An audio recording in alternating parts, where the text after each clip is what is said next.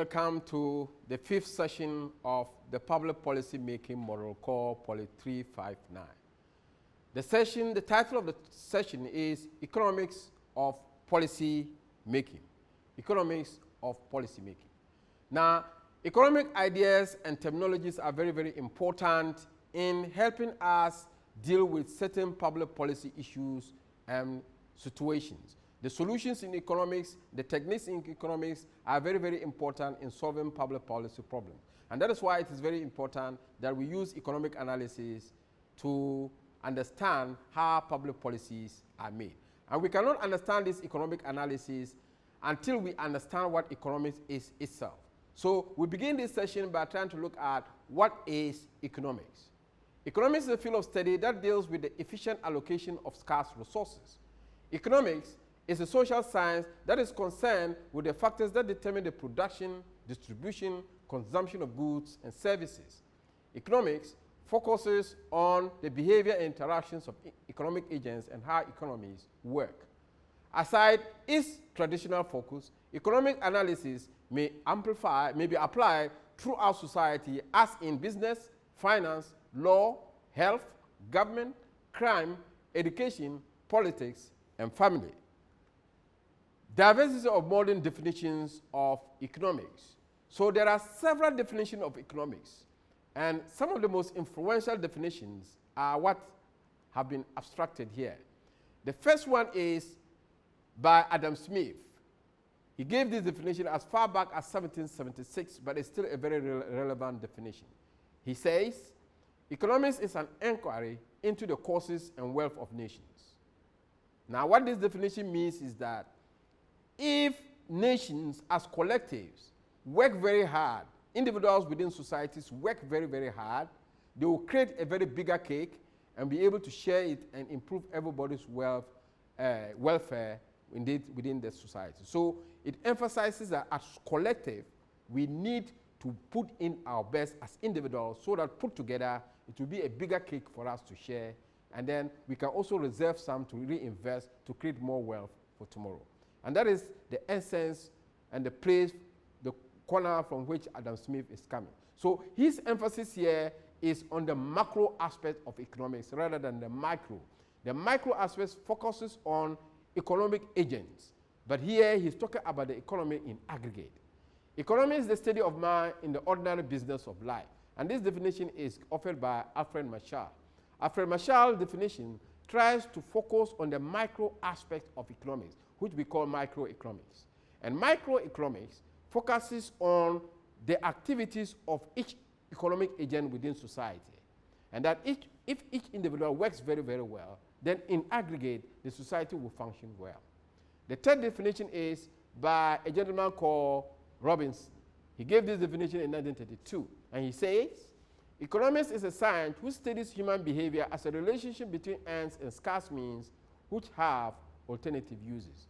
And this definition has become very, very popular and well cited in many economic books today.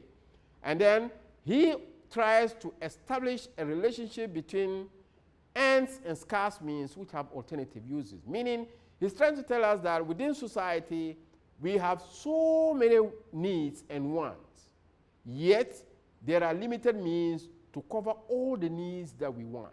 So since there are limited means, we have to find a way to settle the needs in a way that puts the most important needs that we have at the top of the table, so that when we have more means, then we can settle those below them. And that is what brought about the drawing of scale of preferences. So the scale of preference is just a wish list of items that we want to procure, but the most important items occupy the top of the list. Now, let's look at key concepts in economics. The key concepts in economics include the following: opportunity cost, marginality, law of supply, law of demand, equilibrium and disequilibrium, elasticity, utility, monopoly, oligopoly, and perfect competition. Let's take each of these sub-themes in turn. So let's look at opportunity cost first. Opportunity cost is used to underscore the concept of scarcity, how to effectively allocate scarce resources among alternative uses. Now, what this simply means is that because we have already said from Robinson's definition that we want so many things in society, our wishes are unlimited, but our means are limited. And because our means are limited, that is why we say that there is scarcity, because we don't have means. If we had the means, we will procure everything that we want. But because there is scarcity, because of lack of means, then we are forced to make choices. Opportunity cost of something is what you give up in order to have it. Opportunity costs compel decision makers to consider the relative desirability of alternative. Irrespective of which choice is made, regrets and disappointments will be associated with the decision. And therefore, if you have only 1 cedi to buy a bottle of water, but you also want that 1 cedi to pick a bus, then you have to make a choice as to whether you are going to buy the bottle of water because you are very thirsty now, or you are going to use it to pick the bus and then go and still go thirsty. Which one will come first? So if you decide that, in fact, quenching your thirst is the most important thing for you now, because if you don't do, you may have some health problems. Then if you take the bottle of water rather than using the money to buy your bus ticket for the intercity transport, then the opportunity cost is what we call the foregone alternative. That is, the bus we were not able to ride. And that is the opportunity cost. So the foregone alternative in economics is what they refer to as the opportunity cost.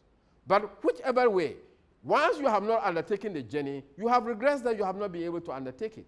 You would have loved to go because maybe you had an important thing to do, but because you were also thirsty. So anytime you leave out something and you don't take it up because you don't have the means, you regret that you've not been able to undertake that decision.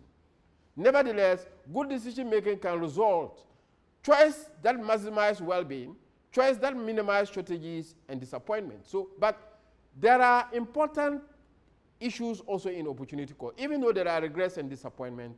But when we do make a good choice, then we maximize our welfare. When we make a good choice, we maximize the disappointments that would have attended a bad choice. Opportunity costs assist us in making decisions about how much of which different type of resources are used to produce goods and services. An opportunity cost that does show up as monetary cost is environmental cost of production processes. In fact, in all analysis of opportunity cost, people leave out the environmental cost of doing anything. Any activity we undertake on this earth will have an imprint on the environment, but we hardly take that into consideration. So other economists have drawn our attention to the fact that there is an environmental cost to every activity we undertake, and we need to undertake it. Otherwise, it will be an opportunity cost that we have not really considered. The idea of opportunity cost is relevant to many types of situations. Let's look at the situations in which it is relevant. One, the opportunity cost of spending resources on one public program is the foregone benefit of using them on another program. So if you choose to build a school block, then you cannot have a public toilet. And that is the opportunity cost. The second point is the opportunity for a student studying one final exam is a lower grade on another exam for which study time is reduced. So if you have 2 papers to take, all in the morning the next day, and you concentrate revising to study the first one that comes up early morning, and then you don't have time to revise for the second paper that will come at the mid-morning, then if you score a lower grade in the second paper because you didn't prepare well, then that is the opportunity cost for studying very hard for the first paper. Then the last use, for example, is opportunity cost of huge environmental damage in mining is the reduced damage in losing land for farming.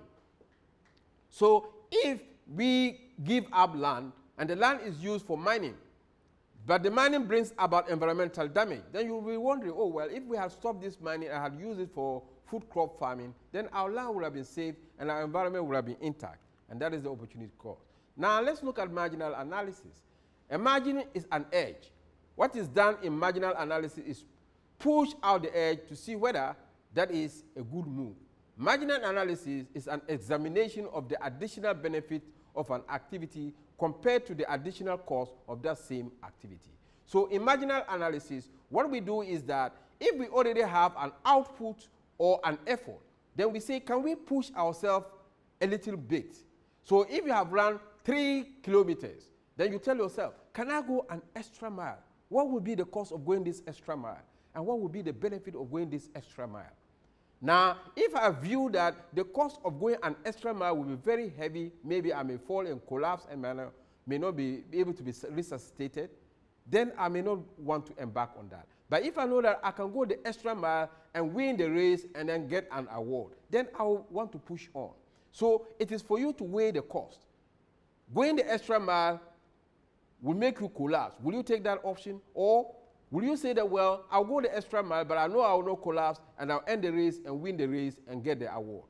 Then, if you decide that the benefit is far higher than the cost and you go through and get the award, then the foregone alternative is the extra mile that had not been gone.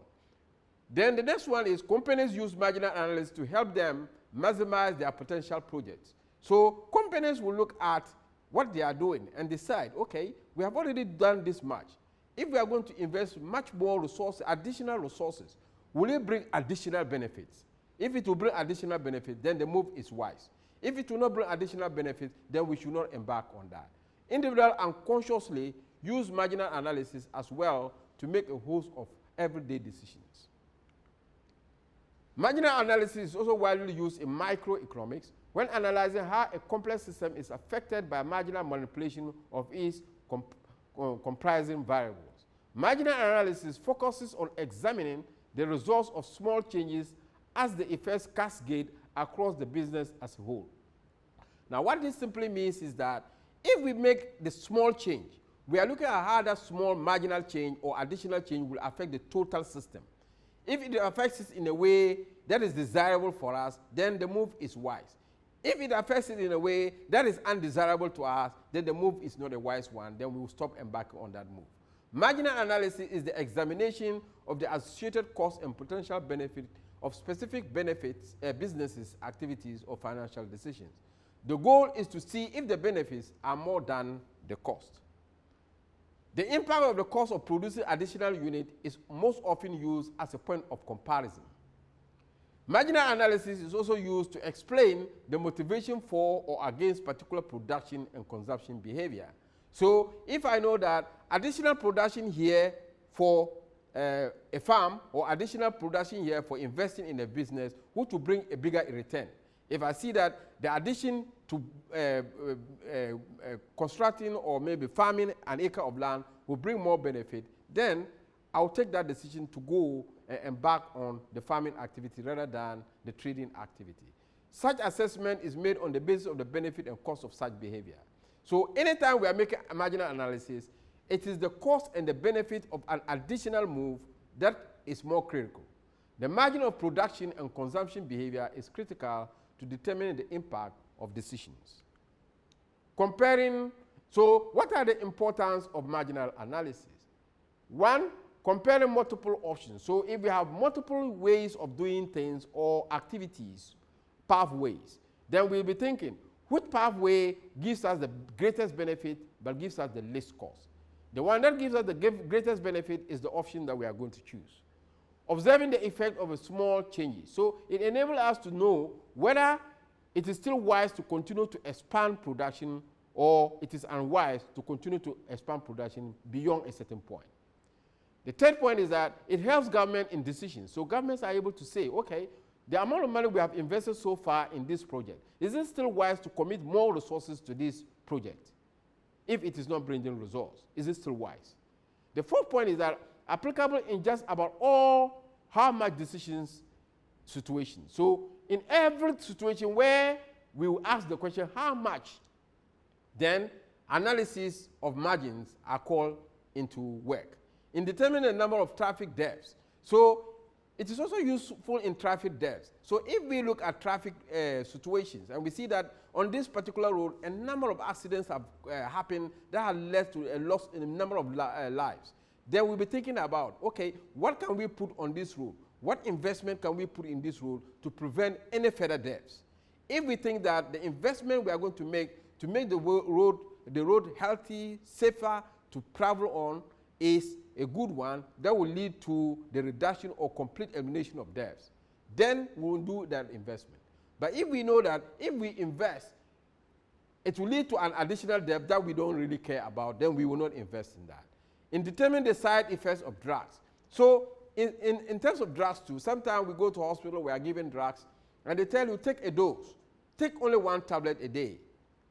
Or take 1 tablet in the morning, take 1 in the evening, take 1 in the next day. So if you took 1, the dosage is 3 times a day, and you decide to take it 4 times a day. Now, if you take the 4th time, what is the effect on your body? That is what you should be analyzing. If the effect is horrible, then you will not attempt to take it. If the effect is good, then you may say that, oh, well, then even taking it 4 times is better than taking it 3 times a day. In studying for exams, now in exams, we ask ourselves, how many study hours of time do I need to study for this paper? That will enable me to qualify. Is 3 hours enough? Is 4 hours enough? Is an additional hour enough? And that is the decision that we make. Policy makers use it when making hard decisions. So in hard decisions, where they are confronted with indecision, that is, should we do this decision, take this decision, or should we not take this decision? The only way out is to weigh the cost and benefit of any additional activity we want to embark on. If the cost is higher than the benefit, then desist from taking this activity. Okay, so the next topic here is demand. Demand is one of the most fundamental concepts in economics. It refers to the quantity of a good or service that is desired by a buyer. It denotes the willingness and ability of an individual to pay for a product based on their income, taste, and preferences. So demand is different from want. If you want something, it's a mere wish. But if you demand something, it is backed up by the ability to pay for it. That is why we say that demand should be distinguished from want or a wish. Now, it is also determined by the willingness. You may have the money in your pocket. If I have a bottle of water standing there, but I don't need water, even though I have the money to buy the water, I will not be incentivized to go and buy water because I don't need water. But if I have the money and I actually have the need for water, that is when I will go for the water. So that is why we say that demand is the ability and the willingness to pay for what you want.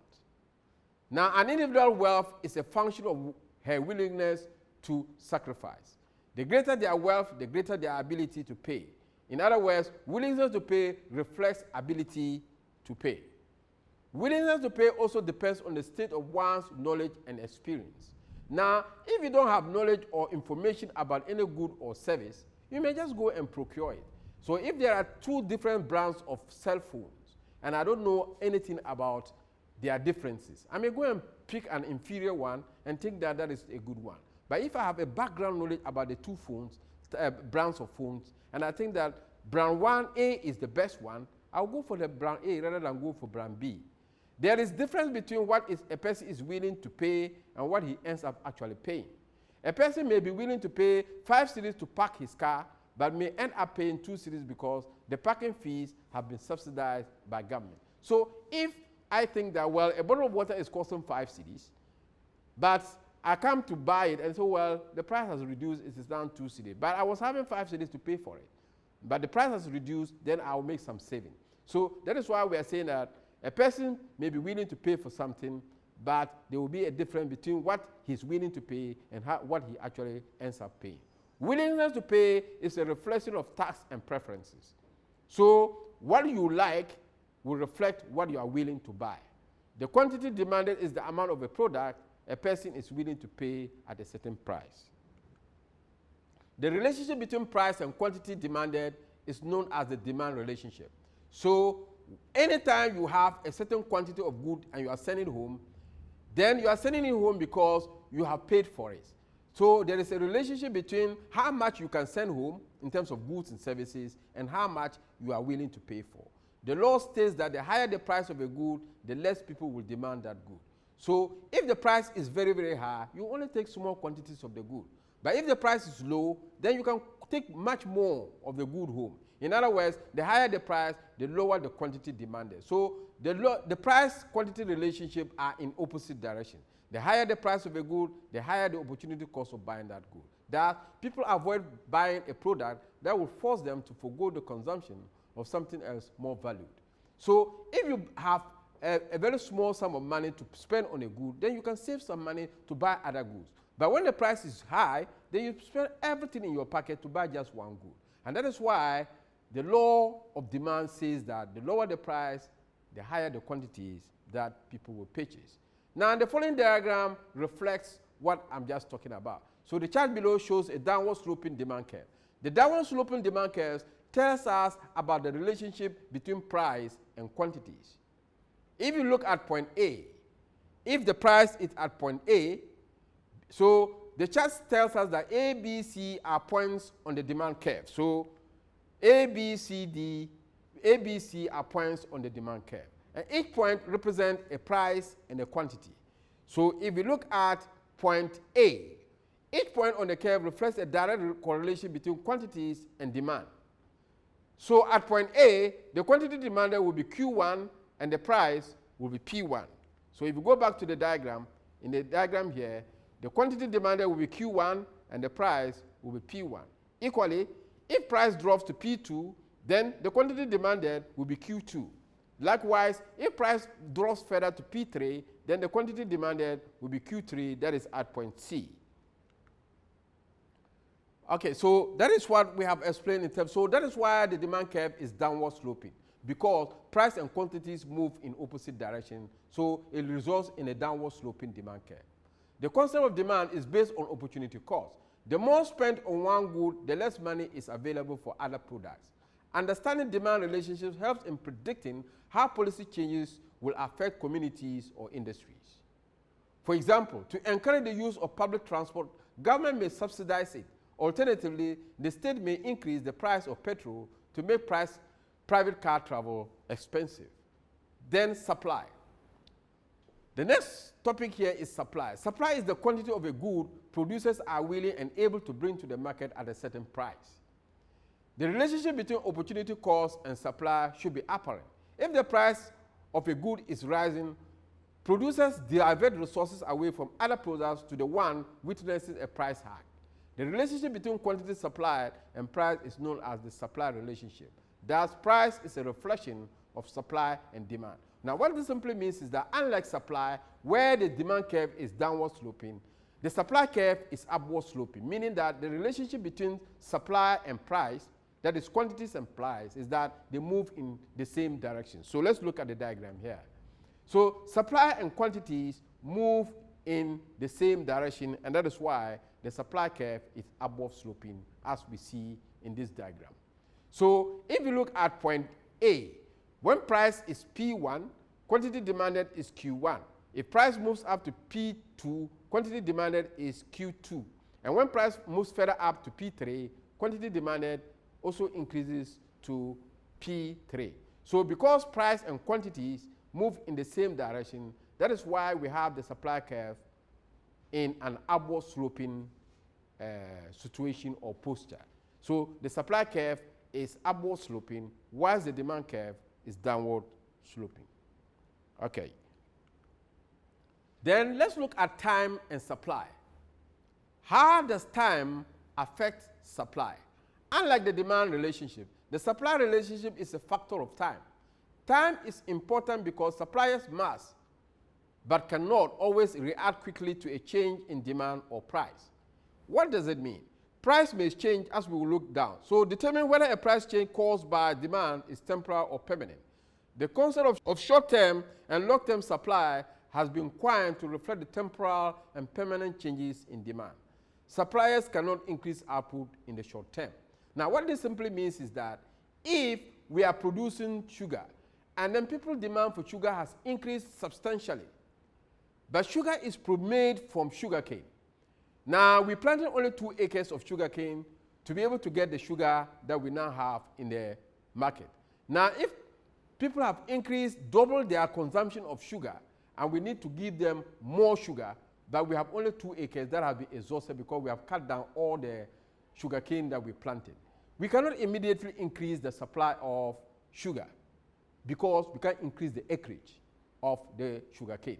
So we need time to bring more land under the cultivation of sugarcane so that it will take time for it to grow, for us to harvest, and then supply the market to be able to get the sugar into the market. And that is why we say that in the short term, even though there is increase in demand, supply cannot respond immediately to the demand. But when we allow time, then with time, supply will be able to respond to demand because we'll have time to grow more of the sugarcane and then supply it to the suppliers who will then turn it out to the market.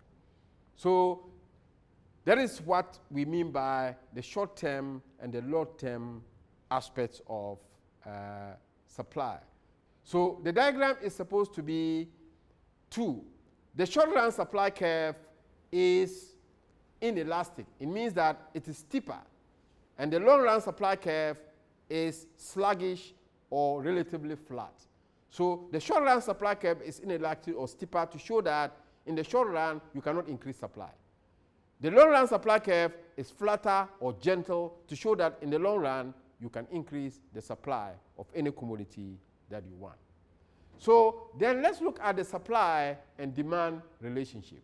When demand and supply are equal, the economy is said to be in equilibrium. It means that the quantities of goods and services that are brought to the market are exactly the quantities the consumers want, and they take them home. There's no shortage, there's no surplus. And that's why we say there is an equilibrium in the market. At this point, the allocation of goods is at its most efficient, that everyone is satisfied with the current economic condition. At a given price, suppliers are selling only the goods they have produced. Consumers are also getting all the goods they are demanding. So if you look at figure 5.5, which talks about the equilibrium position, that is the point of interaction between the supply curve and the demand curve.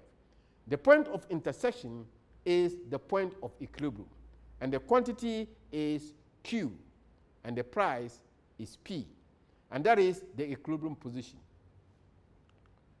So, and a disequilibrium is a situation where supply or demand outstrip each other. So if supply outstrips the demand, then there will be excess supply.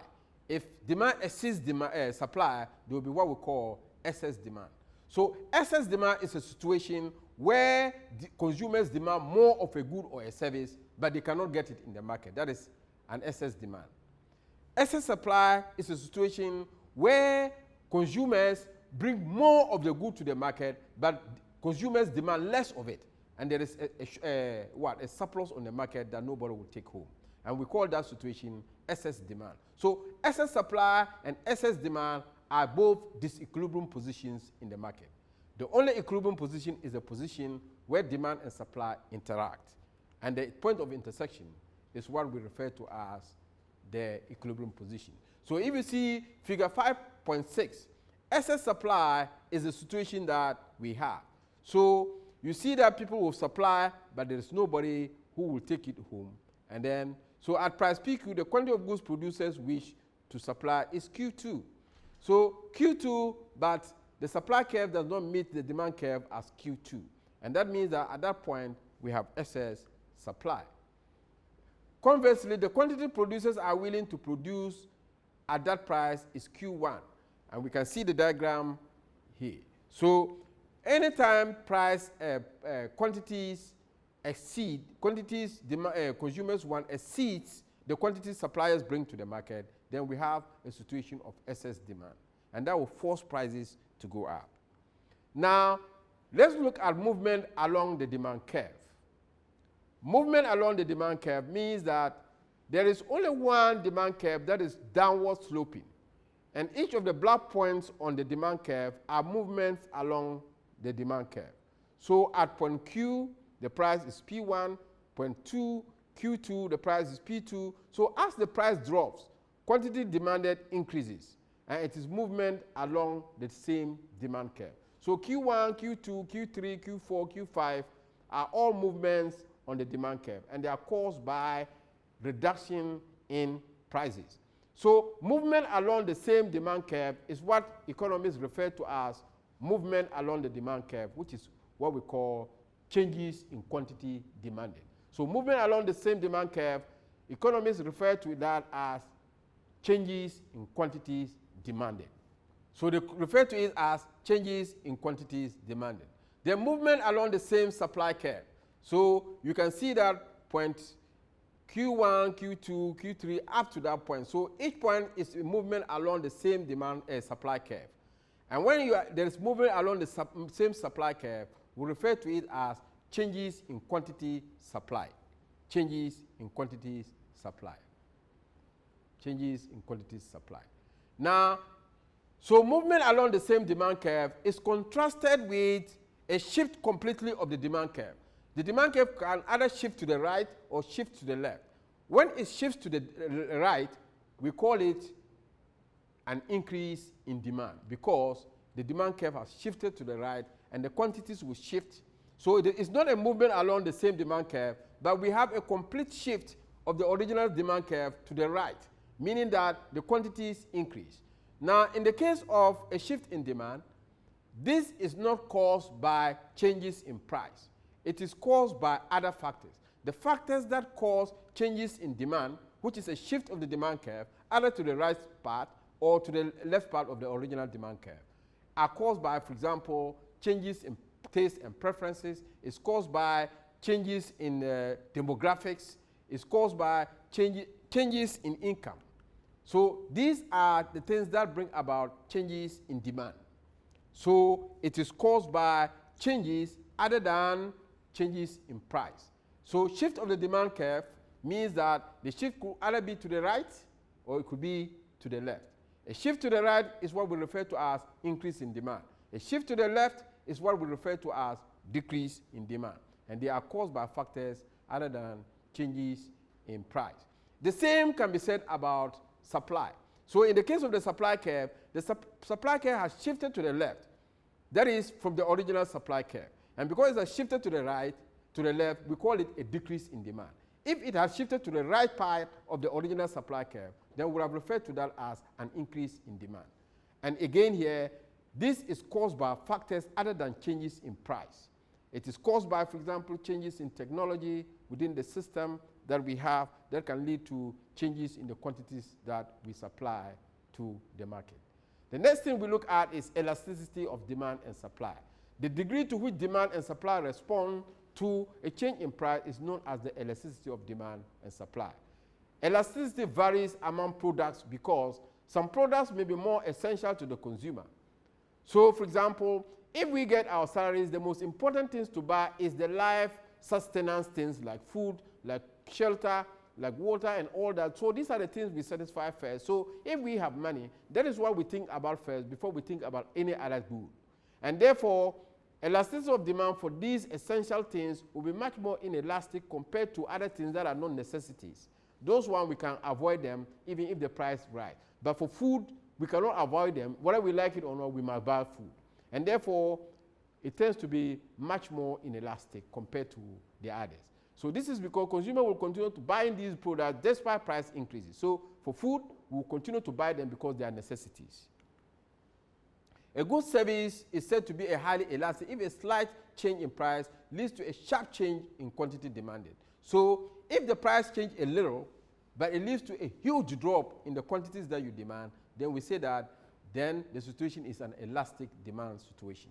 In the case of an inelastic demand situation, a little change in price does not lead much. So that is what we refer to as inelastic demand. So there is a change in price, but it doesn't really result in any significant change in the quantities of goods and services you want to take home. And we call that situation inelastic demand.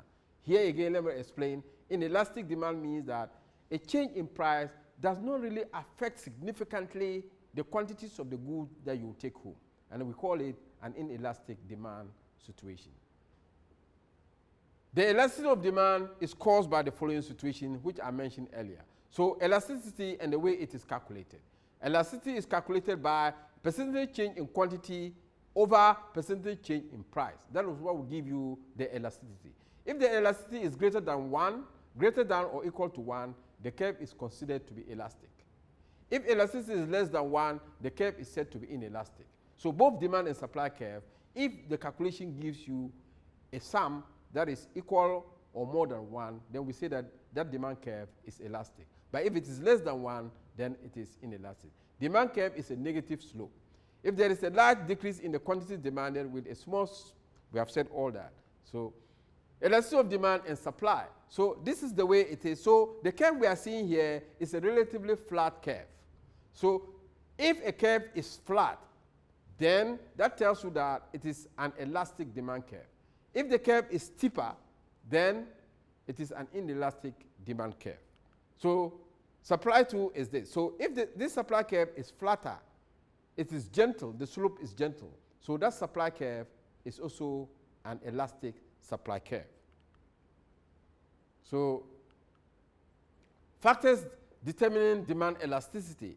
And then these are the factors: amount of income available to spend on the good. The higher your income, the higher you spend on goods. Time will tell you that, well, I still need this good, let me change it. Even if the price change, initially you may have money to buy it. But if the price continues to increase unabatedly, then you will say that, well, I no longer can purchase this good because the price has now gone way, way, way beyond my pocket. So that is the time you begin to also change the quantities that you really get.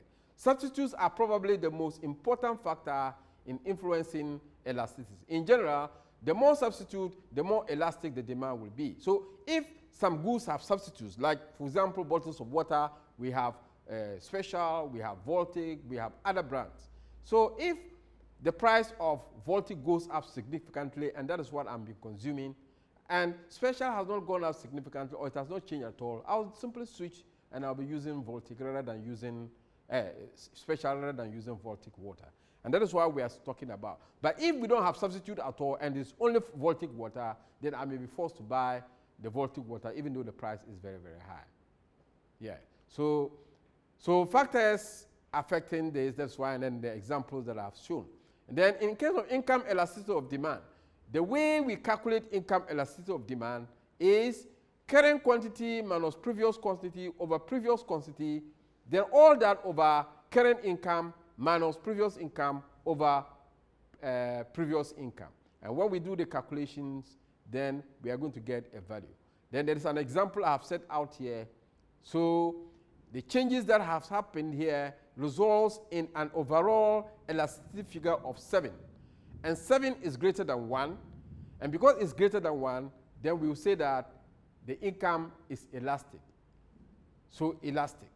Rather than, so there's a high elasticity here, income elasticity of demand for Michael, which we use as an example, is very highly elastic because the higher his income, the higher the quantities of goods that he's going to purchase. So that is what we mean by a high income elasticity. The higher his income, the higher the quantities of goods and services he's going to take home. Income elasticity of demand. So that's still what we have here. Utility in economics. That is the next topic. Utility in economics. Underlying the laws of demand and supply is the concept of utility. Utility is the advantage or fulfillment a person receives for consuming a good or service. So what utility means is that anytime we consume a good, we get satisfaction from the consumption of that good. So for example, if you consume a bottle of water, you have quenched your thirst. So the quench that you have really eliminated is the satisfaction that you gain from the consumption of the good.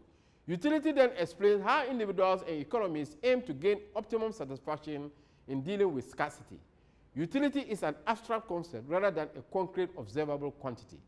Now what it means here, abstract concept in the sense that we cannot see and touch satisfaction. That is why we say it is an abstract concept. So we cannot see it, but we feel that, yes, something is happening to us for consuming a good. The units to which we assign an amount of utility, therefore, are arbitrary.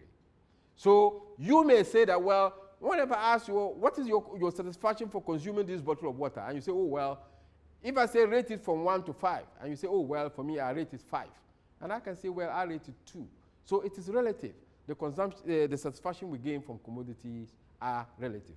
They represent relative values. Total utility is the aggregate sum of satisfaction or benefit that an individual gains from consuming a given amount of good or service. The amount of a person's total utility corresponds to the person's levels of consumption. So it is only when we put something in or consume that we get satisfaction. So our total consumption depends upon the total amount of goods and services that we are consuming. Marginal utility is the additional satisfaction or amount of utility gained from each extra unit of consumption.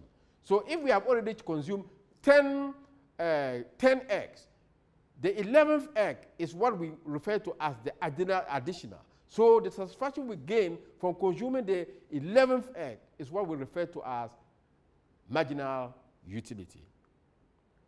Total utility usually increases as more of a good is consumed. In contrast, marginal utility decreases with each additional increase in the consumption of a good. So as we consume more water and more water, we get bored with the water. We are no longer thirsty, so we don't even need more water. So as we consume more and more of a good, then the satisfaction we gain from it decreases and decreases. And that's why we refer to as the law of diminishing marginal utility. Because there is a certain threshold of satisfaction, the consumer will no longer receive the same pleasure from consumption once that threshold is reached. And the threshold, for example, in consuming water is at the point when you get satisfied, you have quenched your thirst. Additional bottles of water will not do anything for you because you don't need it anymore. And that is where the diminishing marginal utility comes in. Thus, total utility increases at a slower pace as the quantity consumed increases. So take, for example, a chocolate bar. Let's say that after eating one chocolate bar, your sweet tooth has been satisfied. Your marginal utility will be quite high.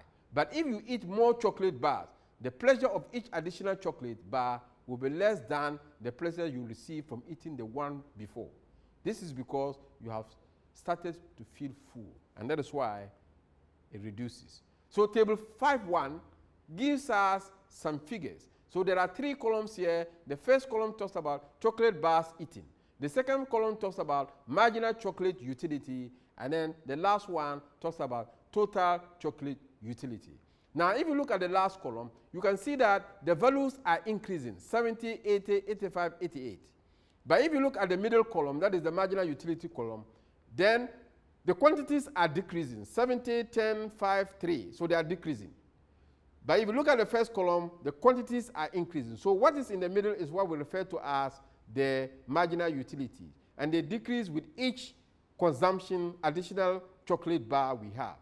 And here, that is where we talk about the diminishing marginal utility. The satisfaction decreases as we consume more and more of the chocolate bars. Okay, so that explains the concept of utility for us here. So the next one we look at is monopoly. A monopoly is a market structure in which there is only one producer or seller of a product. In other words, the single business is the industry. So only one person supplying a total market, and that's what we refer to as a monopoly. Entry into such a market is restricted due to higher costs and other impediments. These impediments may be economic, they may be social, they may be political. For example, a government can create a monopoly over an industry it wants to control, such as the electricity corporation, electricity in Ghana. It is supplied by only one producer. It is now that we're trying to vary the mix, but it used to be supplied by the electricity company of Ghana. And that single company produced and sold electricity to us, and whether you liked it or not, you needed to buy electricity from only that supplier. And that was a monopoly supplier because it is the only one supplying electricity. A monopoly can also arise because only one entity has exclusive rights to a natural resource. So if, for example, all the mineral deposits in Ghana, we had given it to one organization like Ashanti Gold to produce, to mine them, then Ashanti Gold will create a monopoly over the mining of minerals here in this country. For example, in Saudi Arabia, the government has sole control over the oil industry.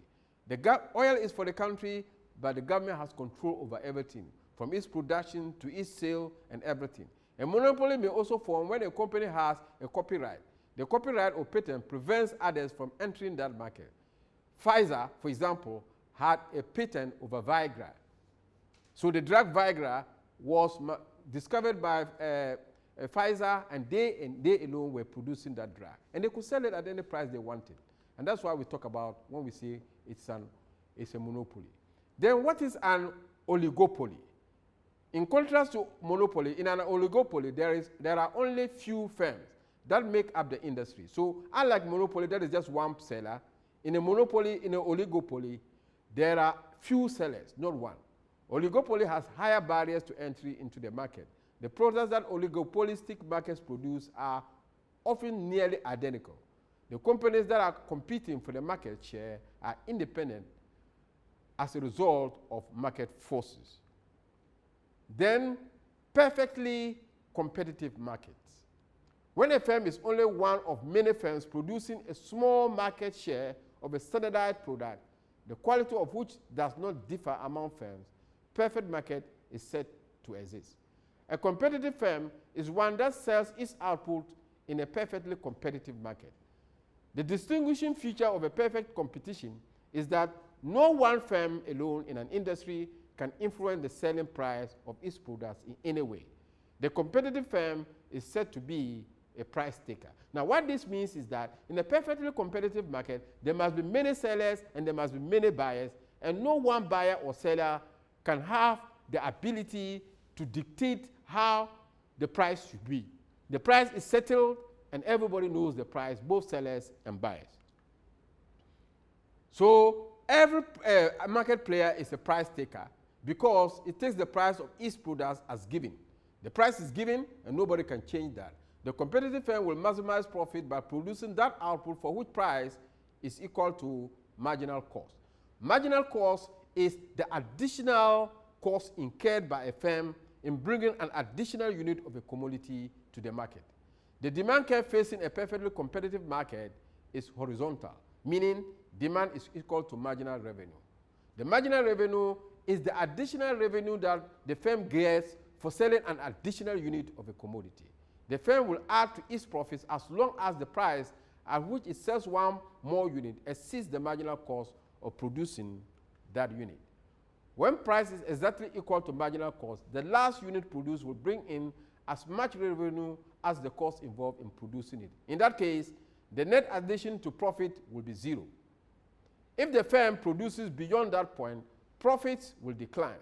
This is because the marginal cost of producing that extra unit will exceed the marginal revenue it brings in. It allows that firm to maximize profit by producing that output whose price is equal to the marginal cost of production. So a perfectly competitive market and then a monopolistic market are contrast, because whilst in a monopoly there is only one buyer, one seller, in a perfectly competitive market there are many buyers and there are many sellers. But we need a perfectly competitive market for market to operate efficiently and effectively to produce what goods consumers really actually want, and not a monopoly. Reasons for well-functioning markets. There are a large number of buyers. There are many buyers, and these are all things that will bring about the functioning of good markets. So everyone has free and complete access about all products. So information is free and everybody knows the information. The production or consumption of a product has no external or spillover costs that affect other citizens. So it means that the cost that everybody knows is what pertains to the market. There's no any extra or external cost that is added to the market to increase the price of goods and services and then factors of production. There are no economies of scale. Mass production produces no benefits. Now, what it means is that what is only produced is what is wanted in the market. If you overproduce, nobody will take it home. There are no barriers to entry into the market. Whether you are a buyer or you are a seller, everybody is free to go into the market, provided you have what it takes to get into the market. You are free to come into the market. Exercise of monopoly power in markets. So what are the reasons for market failure? Why do markets fail? Exercise of monopoly power in markets is one of the factors. And what that means is that if you allow one seller to dictate price, he will sell it at the price that he wants, and this price may be beyond the packet of sellers, buyers, and they may not be able to purchase the goods. And if they are not able to purchase the goods, then they are reducing their welfare. Then the second point is that effects of market transaction on third parties. The other thing is that when we go to the market to purchase goods and services, it is the buyer and the seller who transact. But there are other people who are not part of the market transaction who also suffer or benefit from the market. For example, Obuasi Gold is producing, Anglo Gold is producing gold at Obuasi. Now it sells the gold to those who purchase the gold abroad, those who buy the gold. Now, but there are the people of Obuasi Township. Now, Anglo Gold get its profit, and then those who buy the gold abroad, they also get their gold. But the people of Obuasi suffer. What do they suffer? They suffer the destruction of their land. They suffer from noise pollution. They suffer from pollution of their water bodies with mercury that is used to purify the gold. So they have a lot of suffering coming from the gold, but they are not getting the right amount of benefit that should come to them as a society. All they get is, for example, maybe a borehole or a school block, which is less than 1 millionth of what AngloGold gets in Ashanti. So the people of Obuasi are the third parties here, and this transaction affects them. So in order for us to know the full cost of producing gold in Obuasi, we must not only calculate the variable and the fixed cost that Obuasi gold incurs, but we must add the suffering, the cost of the suffering of the people of Obuasi to it to get the full cost of producing gold. Until we do that, we will not be accounting for the full cost of producing gold in Ashanti. And that will bring about market failure, because there are people who are suffering because of your activity and you are not paying them for their suffering. Lack of market for a good with marginal social benefit that exceeds its marginal cost. Now, public goods also create problems, because public goods are supposed to be produced and then distributed to the state, to the people. And there are two characteristics of a public good. One, it is non-rival. Second, it is non-excludable. What it means is that whether we like it or not, those who do not have means to buy it are supposed to consume it. We can't prevent them from consuming it.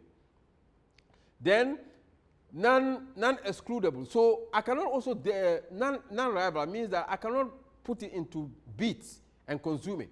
I rode a car and came here, but if I'm riding the car, after riding the road, I cannot fold the road and pull it in my car and say that when I'm coming, then I'll roll it out and then use it.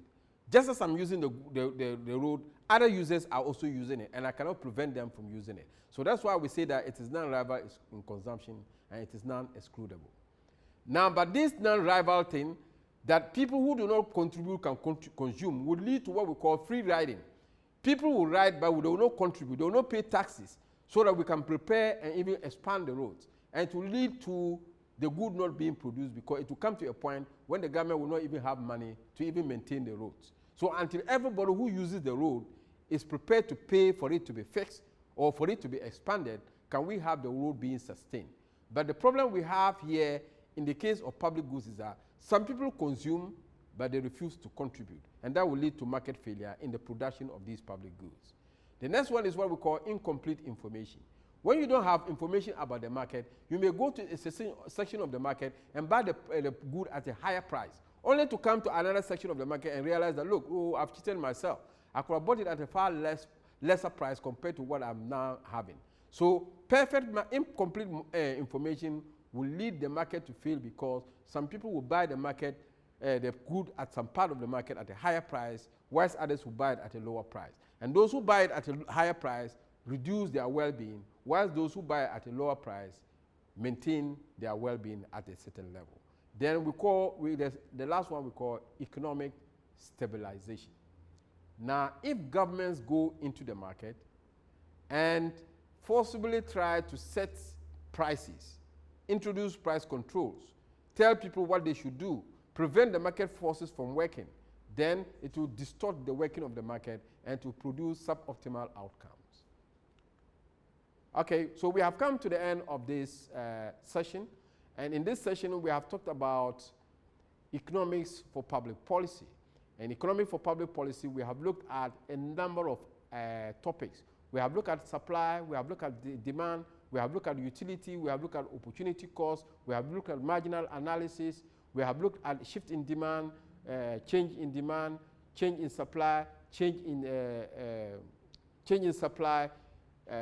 in supply, and we have looked at all these, and we have also looked at elasticity of supply, and we have said that all these analyses are very, very critical in public policy, because these ideas help us to decide what quantum, at what price, at what cost, at what benefits it is coming to society. What economic principles do is that they help us to coin concepts, theories, techniques to help us as tools in designing strategies for solving public policy problems. So thank you for listening. And that is the end of the session.